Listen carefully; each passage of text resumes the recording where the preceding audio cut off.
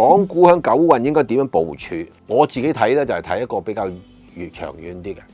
美國股票係咪一路只升不跌咧？咁嗱，大家要知道，而家好多美國人自己都講啦，美國嘅股票係 Magnificent Seven， 就係美國嘅股票大部分嘅買家咧都係炒緊7隻高科技啊、人工智能啊。甚至係電車啊，嗱，即係嗰啲咁嘅，即係咩 Google 啊、Tesla 啊、Nvidia 啊，即係呢啲咁嘅新科技股，但係7隻啫。咁如果呢7隻有咩差池咧，你可以想象到嗰個股票會點樣樣啦。咁幾時會有差池咧？嗱，我自己睇咧就純粹從先升嘅角度嘅啫。25年咧，美國股票係有危機嘅，25年。